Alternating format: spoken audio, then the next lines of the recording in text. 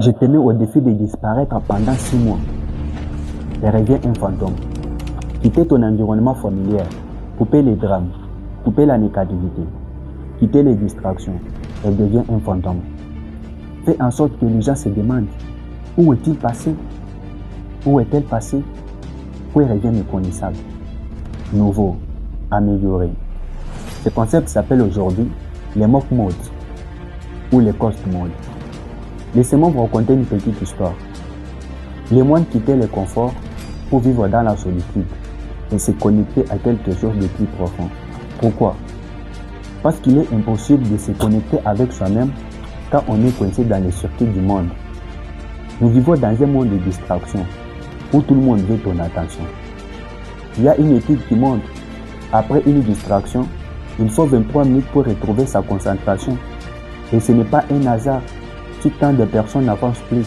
Pourquoi tout le monde veut ton attention? C'est parce que l'attention est une monnaie.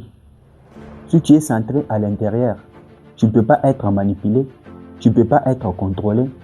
Le centre de l'ourgan est calme, le centre de toi est la paix. Mais on est tellement habitué au bruit qu'on croit que c'est normal. Une étude de l'Université de Virginie a laissé des personnes seules dans une pièce silencieuse pendant 15 minutes. Le résultat, un homme s'est choqué 190 fois pendant 15 minutes. Pourquoi? Parce que rester seul avec soi-même fait peur. Blaise Pascal avait déjà dit, les problèmes de l'humanité viennent de l'incapacité de l'homme à rester seul dans une pièce.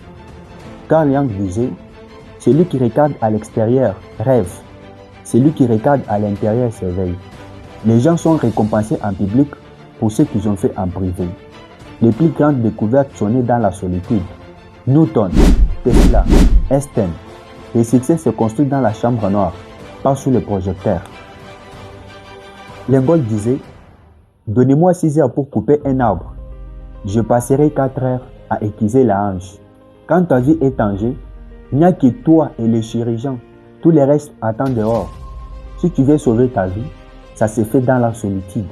Les mock modes, c'est s'éloigner de ta routine et se concentrer uniquement à ta propre croissance. Durée idéale est de 6 mois. Minimum est de 66 jours. Pourquoi 66 jours?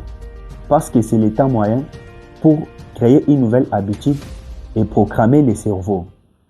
Pose-toi cette question. À quoi ressemble la meilleure version de toi-même? Mentalement, physiquement, spirituellement, émotionnellement. Écris-les. Et si ce n'est pas écrit, ça n'existe pas. Tu es le résultat de ce que tu laisses entrer dans ton esprit. Supprimez les distractions, les contenus toxiques, les relations négatives et mets à jour ton mental. Les livres recommandés, je te laisse les liens en commentaire. La douleur est obligatoire. La souffrance est un choix. Un livre par mois sur un sujet précis, top 5% dans 5 ans. L'information change la vie. Nutrition c'est la reine, le corps c'est le roi. Ensemble ça donne le royaume. Peu importe ta croyance, chaque jour, 1 heure de contenu spirituel, méditation et observation des pensées. Gratitude avant chaque repas.